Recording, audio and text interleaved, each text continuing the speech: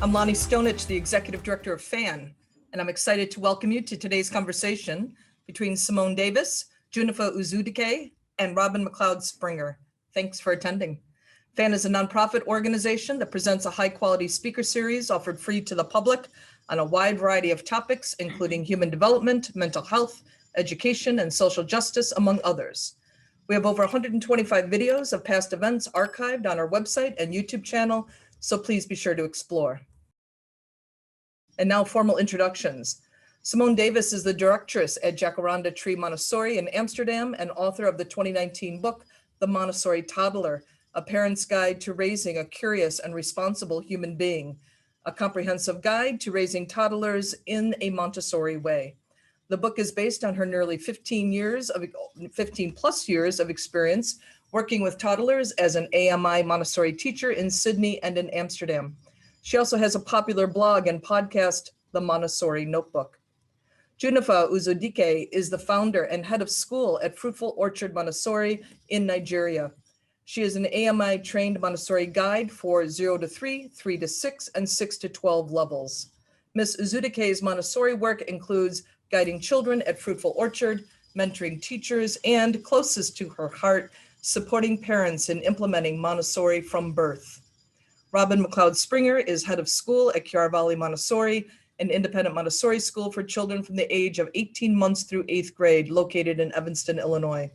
Ms. McLeod has been head since 2013, and since 1997, she has held roles as assistant head, program director, and teacher. She is currently a student at the University of Illinois, Urbana-Champaign, working toward a doctorate in global studies and education. So now let's welcome Simone, Junnifa, and Robin. Take it away. Thanks, Lonnie. Welcome. Thank you, everyone, all these fan friends here to talk with us today. I'm so excited to talk with you, Junnifa and Simone, and to think that we get to do this across 3 continents. I think that's so fabulous. I love this book, The Montessori Baby. It is so beautiful. When I pick it up, I notice it's so clean and uncluttered and has these really beautiful illustrations. And it's really both a resource that somebody could read from cover to cover, or it could be a reference book left next to the bed. I'm really excited for you to tell us about this book today. Can you tell us, how did this project even come to fruition? Junnifa, do you want to start? Tell our birth story. Sure, happy to. So Simone and I have known each other via the internet for at least 7 years. I remember writing a post when I first started my blog in 2013, and she sent me some feedback, and so we've kept in touch since then. In 2018, I think I went for an AMI board meeting. I sit on the AMI board, and Simone lives in Amsterdam. So I asked if I could come observe one of her classes, which I did, and I really enjoyed it. And then in 2019, I went for another board meeting, and so I reached out to her, and she invited me over to come have a home cooked meal at her home. And when we were there, while she was making the dinner, she mentioned that she was thinking about writing the Montessori Baby book. And I thought, oh, that's so interesting, because on the flight over, I had been thinking that I would love to write a baby book. And so she said, oh, why don't we write it together? And I was like, sure. And so right there over dinner at her dinner table, we drafted an outline, and that's basically how it started, and we continued to talk about it. Most of the writing actually happened in 2020 during the lockdown. So that's basically how it came to be. Simone, do you want to add to that story? And just to add, I just come back from the book tour for the Montessori Toddler, and everyone had said, I wish I had have had this earlier. And so that was how I started thinking about writing the book for babies. But also I found out about Montessori when my son was 18 months, and I did my training when he was 3. So I didn't really get to do that first year. So whilst I've helped many families in the parent-child classes that I run with babies coming, there's 100 families a week, but I really felt like I really wanted to co-author this with someone who has done this from birth with their children. And Junnifa is better than the best person to write this book with, because she just imbues Montessori. She's done it with the 3 children. She also has the resources for infant educators, the RIE training, which supports and is so aligned with the Montessori approach.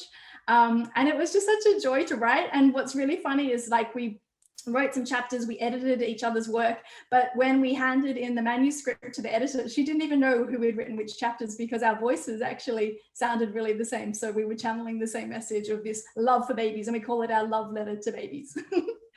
And it really is a love letter to babies. I love that it's the Montessori Baby, a parent's guide to nurturing your baby with love, respect, and understanding. And people often assume you're going to talk about love when you talk about your children and babies, but you don't often hear the words understand or respect as often when we're talking about infants or children. And so, could you tell us a little bit about the Montessori philosophy and how that can orient us in this conversation? Yeah, so maybe I'll take the understanding bit and Junnifa can do the respect.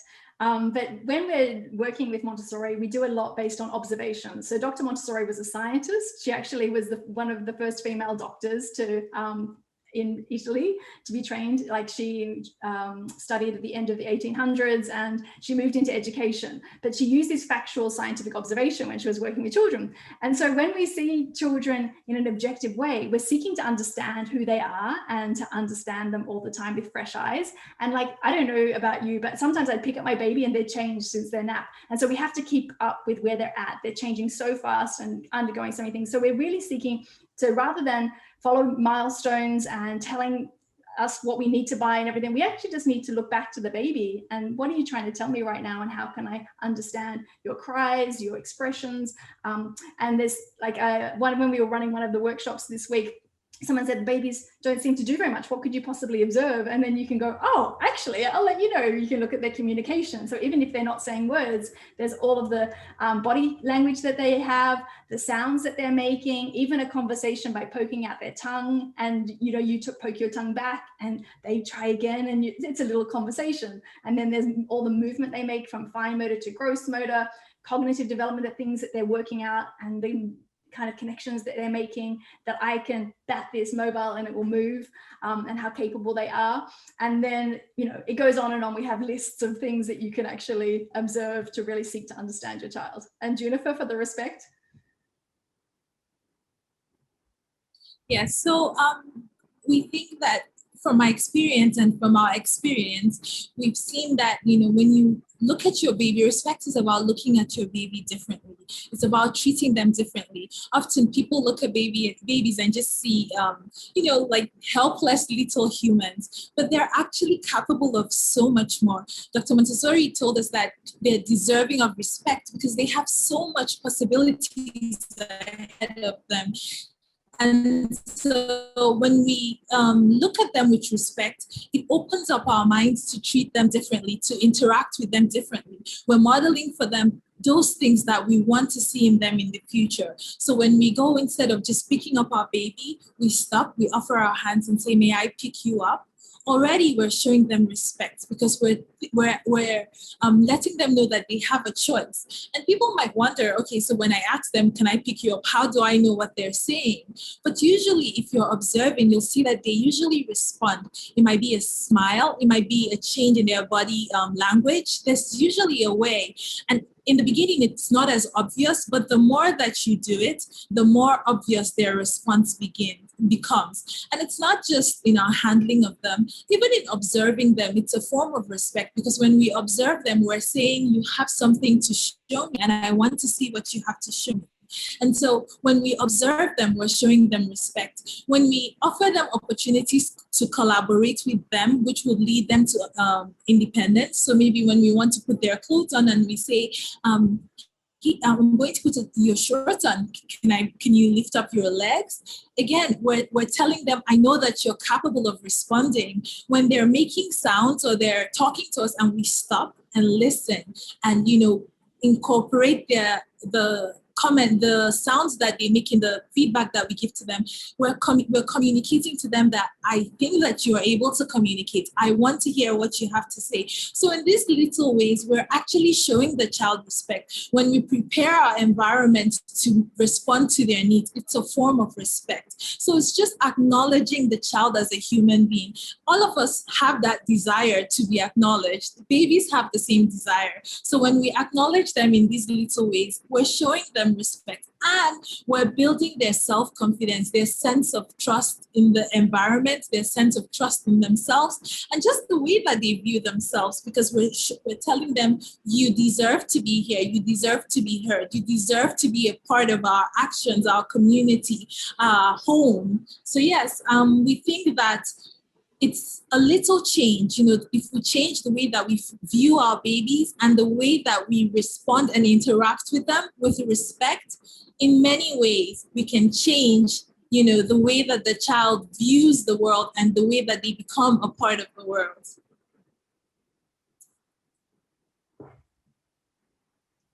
Robin, you're just muted. In so many situations, children are thought to be, that they should be more compliant or they should be quieter. And what you're suggesting is that they should be brought into the community and working to contribute to that. Can you talk a little bit about what does that really look like involving a child in your family life during that first year? You want me to take it too long? Yeah, you start. Yes. So there are many ways that you can involve your child in family life in the first year. I think the first one is just having them in the space with you. They're watching, they're absorbing, they're seeing the way you talk to each other. They're seeing, maybe if they have siblings, if they have pets, they're watching, they're seeing, they're hearing, and they're absorbing. So that's the first way, making space for them in every room that you spend time. In the kitchen, it can be as little as having like a mat or like a blanket and having a pot and a lid. And they're, they might be playing and hitting it together, but they're absorbing the smells, right? They're absorbing the smells and the sounds of your home. When you come into the home, giving them the language, pointing out things to them. Oh, we're going to the living room, or this is a picture of grandma, or, just giving them the language and the feel of your home.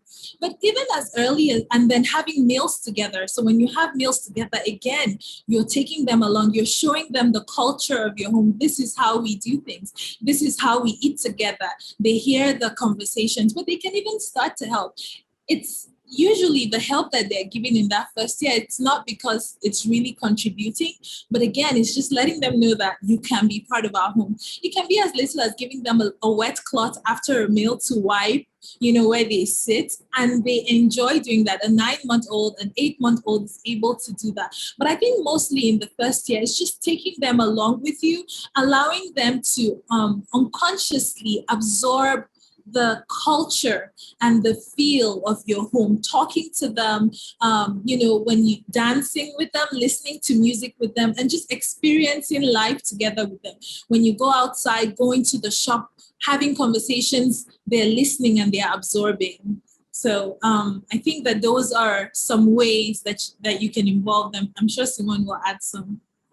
Yeah, I love that. Like, the community for a baby is mostly its family, so there are outings to the market and outside. We definitely want to encourage that as well. But the most important thing for a first year is the prepared adult and their family environment. So including them in the daily life. And what I love about Montessori is there are beautiful Montessori materials that you can buy, but it's actually more about how you live with your baby, and you're establishing this foundation. Is like Junnifa keeps saying, you're a part of this family and you're welcome here. When we set up intentional spaces, it's not to make a cute shelfie, but it's to say, I care about you, like just as you would prepare a nice room for a guest who's arriving, and they'll feel like really welcome. So that's how we feel about our babies as well. And then after the first year, then their world gets a little bit bigger. They might join an infant community or go to a play group. and their community gets bigger, and then they go to Casa, which is a 3 to 6 program, and their little preschool becomes, and by the time they get to 6 to 12, it's not just their classroom, those walls are too small, so they actually then start going out into their community and into the world and the universe and the adolescent. Anyway, so the community is such a big part of Montessori. It's not just about independence, but it is how they feel in their world as it grows. And to clarify, you were using some terms like 3 to 6 would be early childhood, 6 to 9 would be in the United States, our first, second, and third grade, and 9 to 12 would be our 4th, 5th, and 6th grade in the United States equivalent. So you did a really masterful job boiling down this huge idea of Montessori and making it simple and accessible. So I'm wondering how you were able to prioritize key parts of Montessori, and who is your intended audience for this? Do you have to be a Montessorian to read this? I love that we feel like we're translators, because Dr. Montessori wrote beautifully and she was so wise and understanding of the child. But even I, as an educator, reading her books after 15 years, I have to be really awake and really like underlining and concentrating and studying. And for a parent who's tired or preparing for birth, like, how do these principles even apply to me right now? And so the book's questions and the way that we structured it was based on the questions that we get asked as Montessori educators who have young babies. What do they need to know? So what are the most important things that will apply, not in the classroom, but in a daily life at home? And the Montessori toddler had a structure where we talked about the home environment and how you'd set that up, the activities that might be appropriate at different ages, and then the parenting part, which I found the hardest. Like, that's just an onion. You just keep like peeling back layers over the years. And so we did the similar for the baby. Like, this is actually, there's kind of 3 parts to Montessori at home, and that's the home environment, how we set up a few activities to make things, points of reference are really important in that first year. So the child knows this is where I sleep, and this is where I feed, and this is where I get diapered. And that provides a lot of safety and security. And then we talk about the activities, because there are so many, from language to these conversations and being outdoors with them, and some music and movement and things. And then the parenting side is like, yeah, what's the work that I need to do on myself so that I can treat my child with love, respect, and understanding? So that's to answer that part, at least. Yes. The parenting onion. So many layers to pull back. Junnifa, what were you going to say? I was just going to say that the book is targeted to not just parents. It's really for anyone who loves a child. If you're, an aunt, a grandma, a guide, it just gives you an insight into a baby's mind. What is your baby trying to tell you? What do you need to know about your baby to understand your baby? What kind of environments do they need? What are some of the things that you may observe? So the target audience is really anyone who loves a baby. Even an older sibling might enjoy. I know that Simone's daughter read the book at some points while we were writing it and enjoyed it. I'm sure took away some things. And she said that she could feel from the book our love for babies. So yeah, I think that anyone who loves a baby or who just wants to have better understanding of babies in their first year and how to support them would enjoy the book. And anyone who's just interested in education too would enjoy the book. I do think so many people, when they hold a baby, if they haven't had that experience, if they're not around babies so often, some people just don't know what to do. So how can you start to form attachment and connection with a baby? Junnifa, I'd love to hear you talk to this. I think that in the beginning, just time together is the best way to form attachment with anyone, but especially with the baby. We talk about in the book the first 6 to 8 weeks, the symbiotic period. This is the period where the baby benefits from baby benefits from his mother, because he's in this new world that he has never been in before, and so he needs to remember, he needs something like a connection to when he was in the womb, because he was in the womb for about 9 months, and now he's outside in this place. So spending time with his mom, he's hearing that voice that he or she is hearing that voice that they were hearing while they were in their mother's womb. They're feeling the heartbeat, the rhythm that they felt when they were inside. So that helps with the connection. But the mother, the caregiver is also, especially the mother, is also kind of mourning the loss because you've been carrying this baby for so long, and then it's an opportunity for you to feel like I'm holding a baby in my hand, even though I lost the baby that I was carrying inside. So in that way, they're benefiting from each other. Also, if the mother is able to breastfeed, baby is being nourished, but it also helps the uterus shrink. So just naturally, there's a symbiotic relationship. Spending time together is the best way to attach, for the baby to attach to the mother or any adult. And then when the baby's needs are responded to early, especially in those first few weeks. So when the baby cries, I know a lot of people, at least in Nigeria, and I think around the world, sometimes have the idea that if you respond to the baby immediately, you might spoil them or they might get used to being responded to quickly. But actually, if when they are responded to quickly, especially in those first 6 to 8 weeks, they actually build trust, or it builds trust, and they trust that my needs will be met. Like, I'm in a new place, but this place responds to my needs. So I think that the first way that we can do is spending time responding to the baby's needs quickly, and holding, talking, touching, all of those things, holding the child, talking to them, making eye contact. And we can usually tell when the baby has made that connection, because you'll see that they're actually, when they have a secure attachment, it's actually easier. Like when you walk out of the room, the baby is not crying because they know that she always comes back for me. So those are the best ways. And if it's not in those first 6 to 8 weeks, it's the same process. Spending time together, building trust by responding to the child's needs, observing them to know what their needs are. When you observe, then you know, when the child cries in this way, this is usually what they want, and then responding to it. That way you build trust, being consistent in your response and in the patterns. Really, attachment is about feeling safe and secure, and that comes from knowing what to expect. So when we build routines that the child can trust, then we're building their trust, and attachment follows that. Simone, do you have anything to add? All of that. And absolutely, that we are like the most important faces, and also like how simple it can be for the first 6 to 8 weeks to actually protect the family unit in that time. So that is an investment of time, but it's that foundation which you're laying, and then you'll notice them crawling away before you know it, and then coming back to check in on you. So people might say it takes more time, and it does. It is an investment of time, which you're building on in the years to come as well. And also that actually you can even see it in the first year, you actually end up getting time back as well, because the baby is being allowed, we don't have to entertain the baby can entertain itself when it has an environment that they can interact with and engage in, and when they feel part of the family and all those kind of things as well. So don't worry if you're worried you don't have enough time, it will work to do Montessori as well. Even if you work full time, we've had many people apply the Montessori approach as well.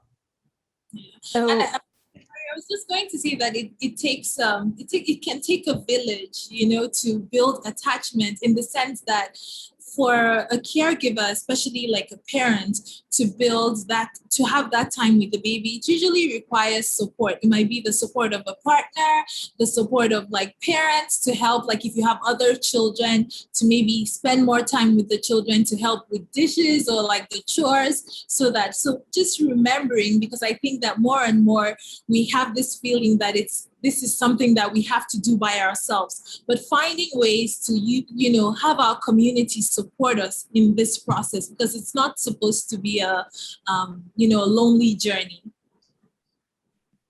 well said. I think especially after COVID or during COVID, I think this really is a time where so many people are seeing the real need for extended community and supporting one another in so many ways.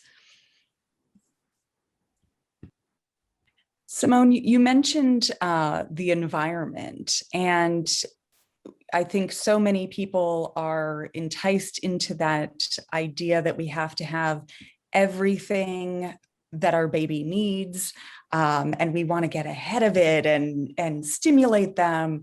And it can be really overwhelming, and it can be cost prohibitive. And I think a lot of parents just don't know where to start. Can you boil it down? What do you actually need for your baby that first year of life? Yeah, we like to say, like, the baby saying, I need a whole lot less than you're told you need. I remember when I didn't know about Montessori and I walked into one of those baby stores expecting our first baby, and you're meant to get this cot or crib, you call it, a baby change station. Like you say, it's a big investment with all the furniture you're meant to buy, and it kind of grow out of it. And with the Montessori approach, it's like we promote having a low bed, which can just be a mattress on the floor. There may be like a little wooden edge to it, but you can have a mattress on the floor, which they'll then be able to use as they get to become a toddler, as a toddler bed, and keep growing with the child. You can have a small table and chair, which you can use when the baby starts to take, their first meals. And then that table will grow with your child and they'll start to work at it. I used to bring the table into the kitchen, and Emma is 8 months and she's trying to bake with us, adding ingredients like that. A toppuccino is a lovely thing to have in the first months. And a toppuccino is a kind of oval shaped quilt, and it's a thin pillow, and the baby can lie on that. And it becomes a point of reference, this safety and security that Junnifa and I have been talking about, that makes the baby feel like they're welcome and that they're safe and secure. It kind of provides a nice buffer as well. So if the baby's being passed to someone else, like an older sibling or to the grandparents, it's not all that stimulation. And Junnifer's even said that sometimes her baby didn't even wake up during these moments when they were just being passed around, and they can sleep on it, they can lie on it, and it also absorbs the smells of the adults that they love, so that it can be really like a very comforting point of reference for them. So they're just like a few of the things that we kind of talk about in the book. We have like one page, like here is really like a checklist of what you actually need. And even though there's a whole chapter on Montessori activities, we promote try and use what you already have around home. Like a treasure basket from your kitchen is just as beautiful as buying more expensive things. Buy things that will grow with your child. So we also love having like a mirror and a blanket that you could lay down on the floor. And then that mirror will grow with your child. So as they become a toddler, you can put it vertical by the front door in their bedroom, wherever they get dressed, and then they'll be able to see their full body as well. So that's kind of it's so nice to be able to say to parents, don't fall for all the things that you're told you need. Let's keep it simple. And also it's much more environmental, and these are things that you will continue to use and can pass on to future generations as well. And if we can't keep it organized, there's no way they are going to be able to keep it organized as they get older. So true, so true.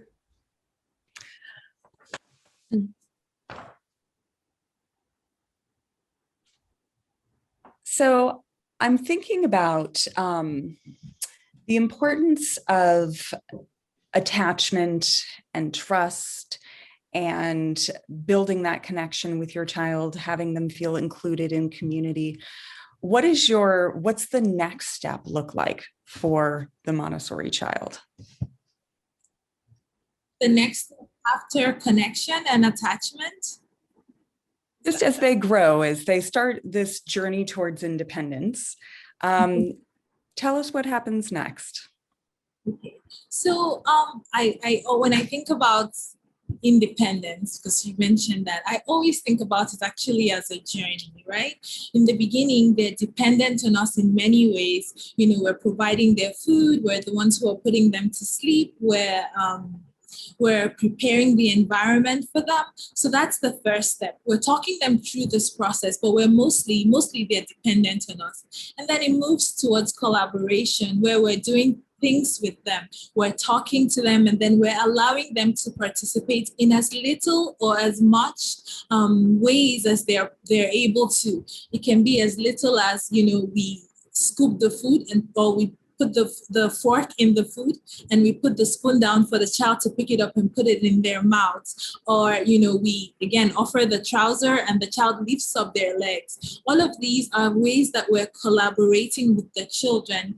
And then slowly, but surely, they gradually begin to be able to do things for themselves in little ways, but significant ways. Our goal is to move them towards independence, and that journey looks different for every child, but it's the same, it's the same in each area, whether it's in sleep, whether it's in language, in speaking, whether it's in movement. We're always taking this journey. Dependence to collaboration, collaboration to independence. And what helps us on this journey is observing the children, because we want to offer them as much help as they need, but also allow them to do as much as they can. And the only way to know that is by watching them. And I think that, when a child is secure, when they have built that secure attachment, first, in the first 6 to 8 weeks, they build a secure attachment with their primary caregiver, and they gain a trust in the environment, so they know that this is a good place. And then slowly, by the end of the 9th month and towards the first year, they build more of a, they're more capable. They're able to move. They're able to get what they want in the environment. They're able to push a chair or like cruise around. They have more of a trust in themselves. And I find that when they get to that stage, we start to see the child's true personality. They start to exert themselves. We start to see a different kind of joy, like a different kind of, I belong here. I have my opinions. I have things. And you see that you see the child for who they really are. They're really capable. There's a video that Simone and I sometimes share with families when we give workshops, and it's my daughter around 16 months climbing, and you can see in her, like as she climbs, first you see the capability and understanding of her body, but you also see the look on her face, which is like a kind of self-confidence, like I know what I'm doing, I'm able to do it. And I think this is what comes next. When a child is confident, when a child is secure, they are able to explore beyond, that space that you have created for them. They're able to tell what the limits of their abilities are. They're able to, push themselves, but not to a point where it's like risky. You see it when you observe them, that they know what they're able to do, but they also know that you're there. They have this person that is looking out for them. So they're able to push, but not too much. That's what I've seen happens when the child is secure. You see a confident explorer who wants to know more about the environment around them, and who is able to. So much of parenting, teaching, and Montessori is really about finding that just right stretch where it's a little bit of freedom, a little bit of responsibility and challenge, and you never wanted to get too far. I think one of the great things about this book is that there are so many charts with clear developmental stages. So often you see, as a parent, I sometimes thought my child was ready for something that they weren't ready for, or felt like I missed the boat and got there too late. So I think observing your children and trying to anticipate that can be so helpful. I know you do have some videos. Do you want to show one video of an observation and tell us? This would be an example of how to observe your child and what you can do with that information. Is that accurate? Absolutely. What I'll do is Set us I'll up. put my screen, and we use this video as a great example of how you can observe a baby in a more like factual way. So remember right at the beginning, I was saying that Dr. Montessori was a scientist and she used factual observation.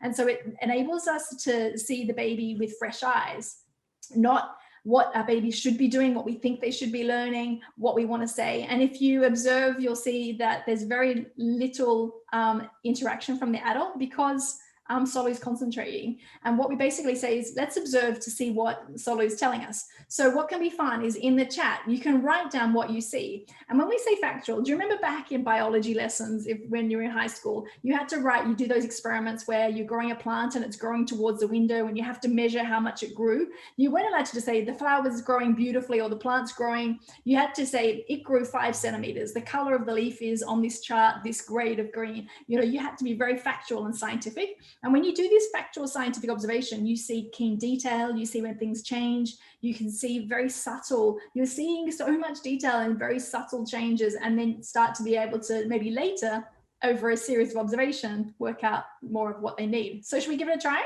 Everyone who's on the call, we're going to get you to do some work. I'm going to hit play, and Junnifa and I will talk to it as well to give you some ideas. Oh, just to give you an idea as well, this is called Ribbon with Bell, and it's a very simple Montessori activity.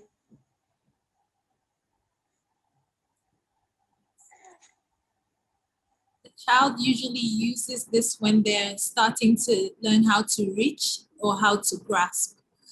So you see his tongue. Right hand hits the bell, and the arm falls back down. The left hand hits the bell. The right hand fingers are closed. You can also observe the environment. I love, like, before I even start observing anything, I write down, you know, there's a sheet underneath with polka dots. There's cushions around the sides. There's a rattle to the right of his right leg. The clothing that they're wearing, because that gives all information about how they might move, what they've got to work with. Everyone's being a little bit shy today. No comments in the chat that I can see, but feel free to practice your observation. And like, what you want to say, oh, it's so lovely how, and that's not Montessori. When you actually start to get excited, like, you know, we're trying to be objective so that we can see the facts. Eyes tracking, yeah, you see the eyes moving to follow. Oh, chat's one way, so use the Q&A. Okay. Sorry about that, everyone. Thank you.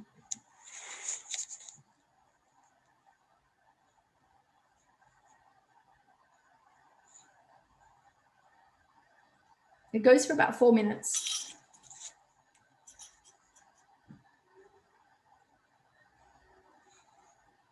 The head moved to the right and then back to center.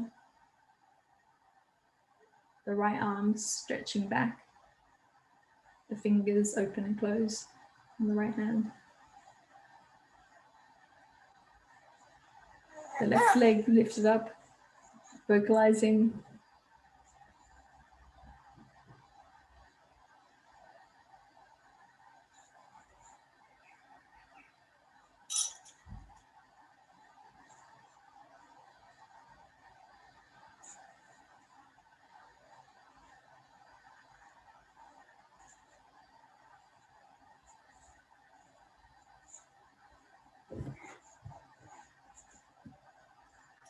The belly is moving fast up and down with breathing. Solo started tracking the bell with her eyes. It's his eyes. The mouth purses as they concentrate on the bell's movements. He keeps it moving when it slows down.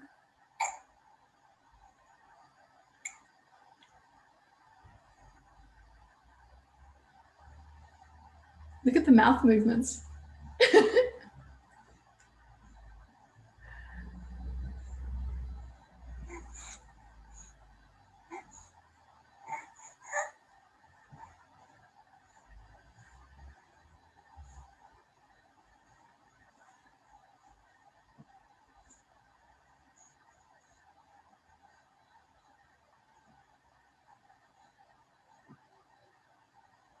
What I also often find is I think I get bored before the baby gets bored, you know, so we want to then change it to keep it interesting for ourselves, and the baby's still working.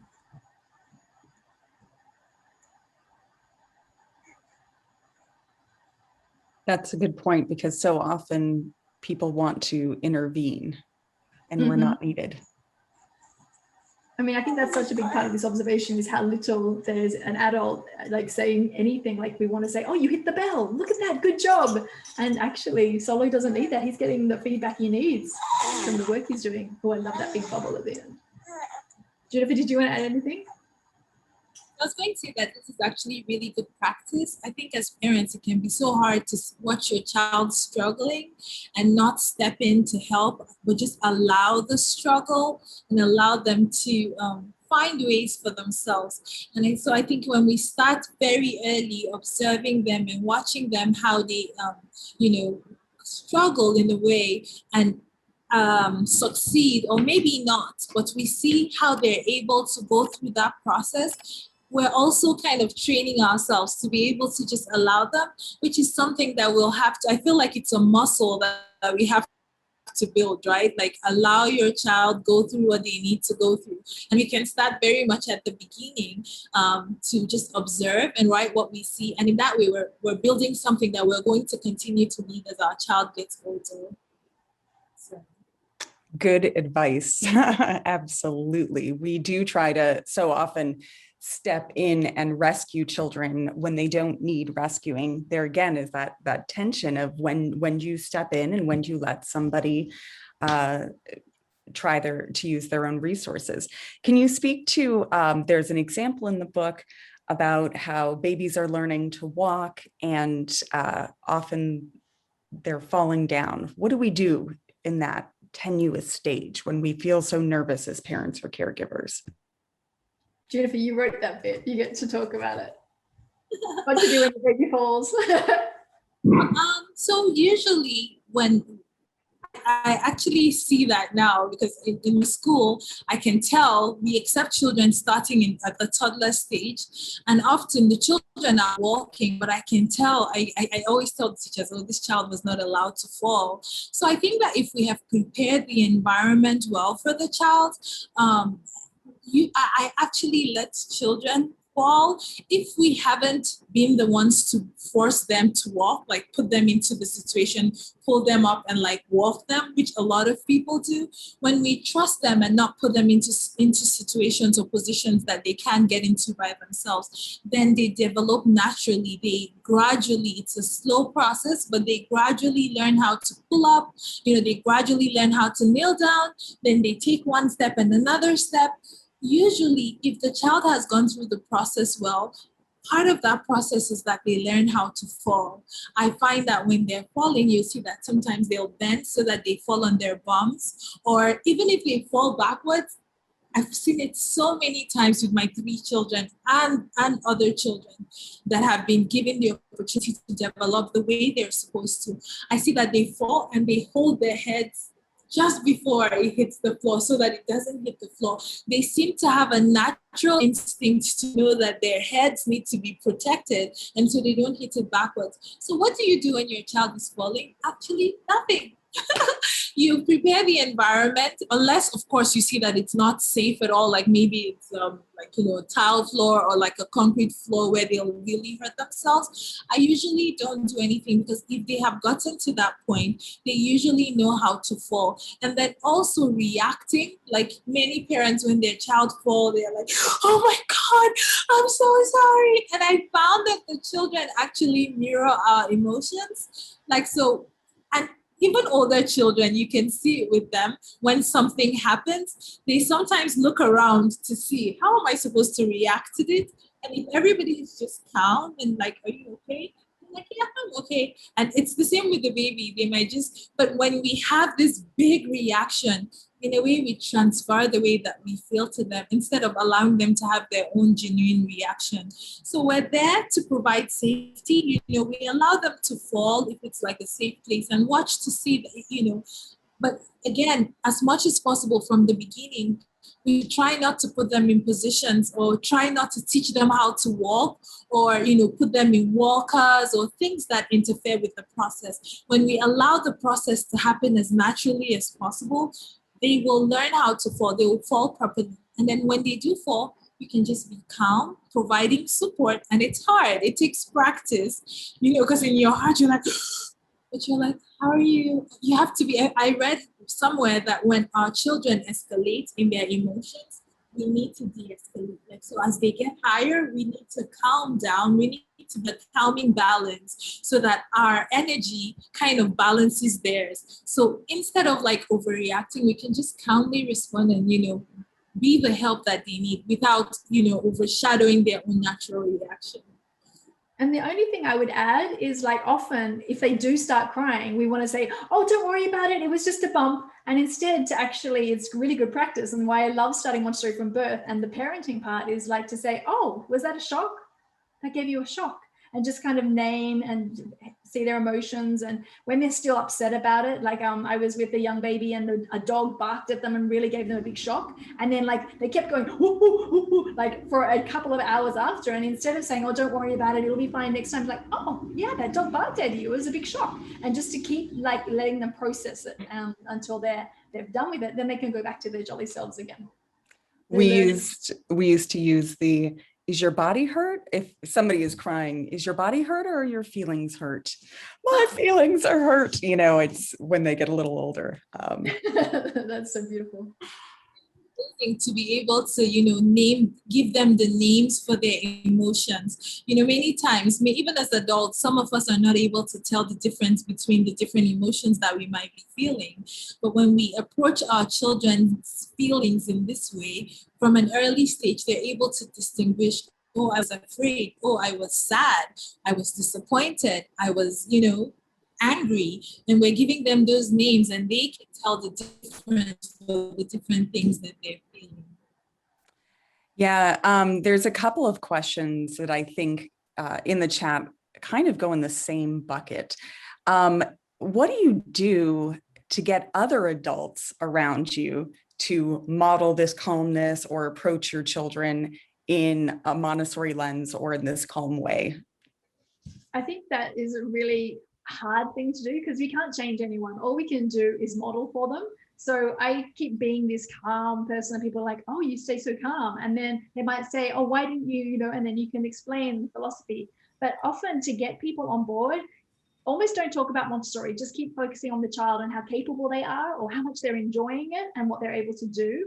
That is like an advertisement for itself. And then they might want to know more because sometimes we come with Montessori and we give all this big explanation and then they kind of actually take it as a criticism that they're not parenting right, or that they didn't parent you correctly, but it was your parents, and things like that, or a sister-in-law, they take it really personally that you parent differently. And we have to actually also honor other people's choices. But a friend of mine, we used to say that, Montessori is for every child, but not necessarily for every family.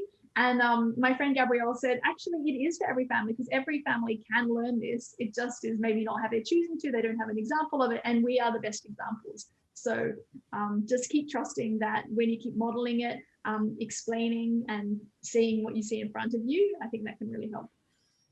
Can you give an example of what it might look like as you're helping a child transition to solid foods? How could you model for your, say you're bringing a caregiver in, how could you model that for them? Junnifa, do you want to talk about some of your baby-led weaning? Sure. So the process for introducing our children to meals usually starts with having the baby with us when we're eating.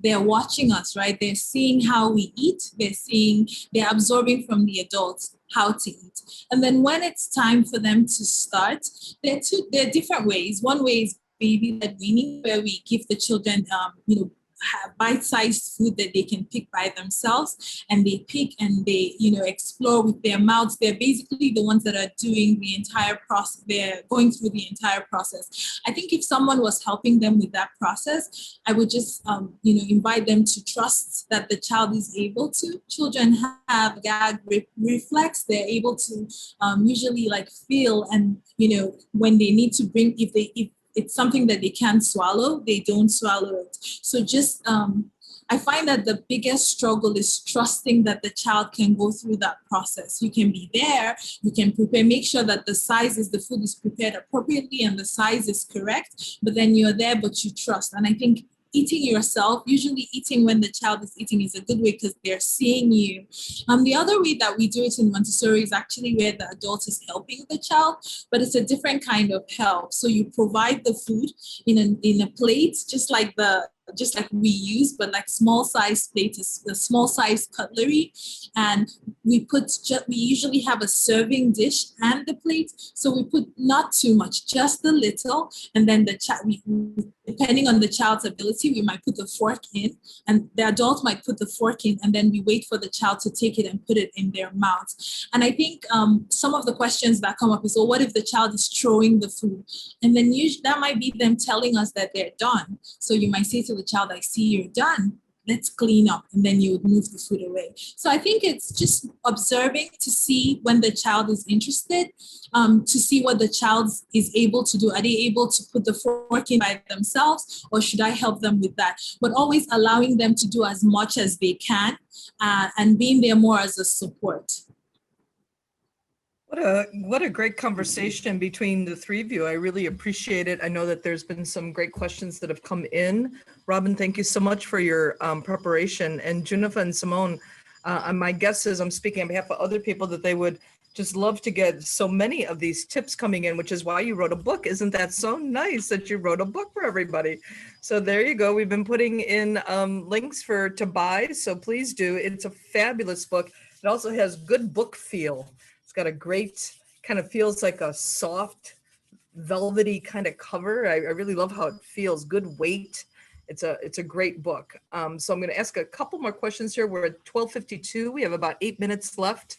So if people do have more questions, go ahead and keep popping them in. We'll get to them. Well, and here's one that just came in. So Ariana is asking, do you have recommendations for consequences/discipline? Not sure that a 5-month-old needs a consequence necessarily, but go ahead. What maybe an older baby, a toddler, perhaps? Well, say a baby's throwing a ball and it's a ball that's not for throwing, then we could say, oh, the kind and clear thing is that it's related. It's not that they're not going to get dessert later or like their fruit that they normally would have, but it's related. It's like, oh, you wanted to throw the ball and it's not safe to throw the ball in grandma's house. I'm going to put the ball away here and we'll use it later outside. And that's a very kind, clear limit. Is like, I can't let you throw that here. And sometimes babies hit at you, they really swipe and they're trying to communicate something, but you can also say, oh, that's hurting me. I don't like to be hit.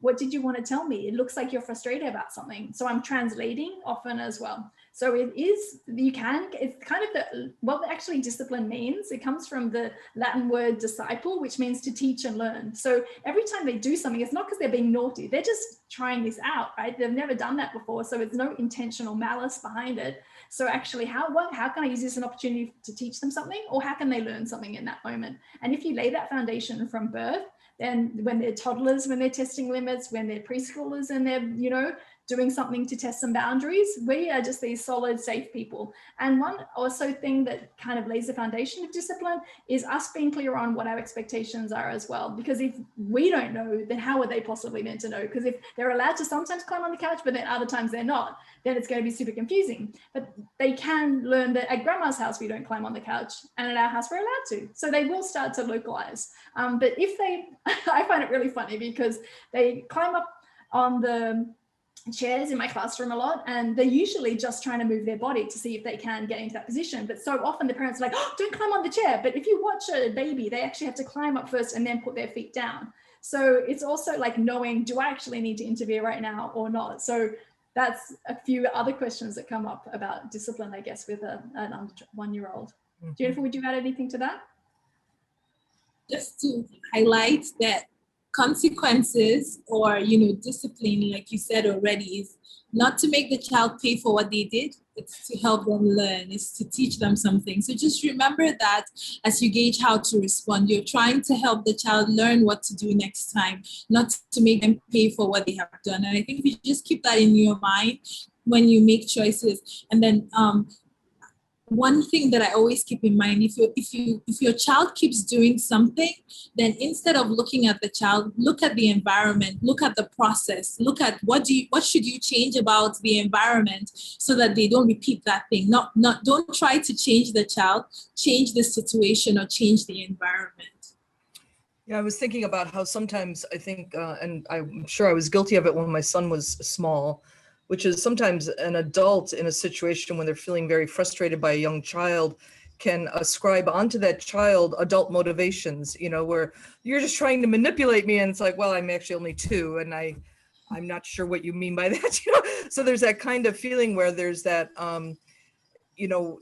a presumption and a forgetfulness maybe, or a lack of being mindful of the fact that the child doesn't necessarily have the same kind of psychological machinations at play of kind of leveraging relationships and leveraging your emotional state in order to attain a particular goal.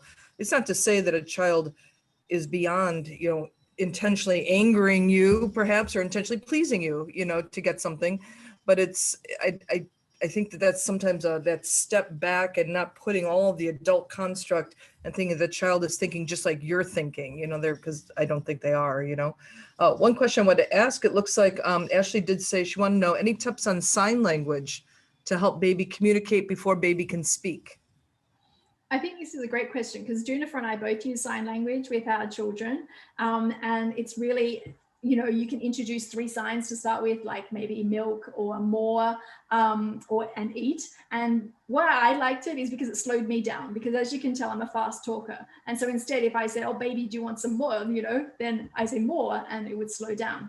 But what I've just learned in like the last month is that it's actually a type of appropriation. We've taken sign language from ASL and British Sign Language, and we should actually learn the sign language from people who are the deaf community, so actually go to the deaf community, learn from them, and not just use it in baby signing, but actually this can be a language that you use for life. So that's something that I just learned. It's not in the book, and I wish we could add all that information in as well, so that it's like the baby has an absorbent mind, they're picking things up so easily.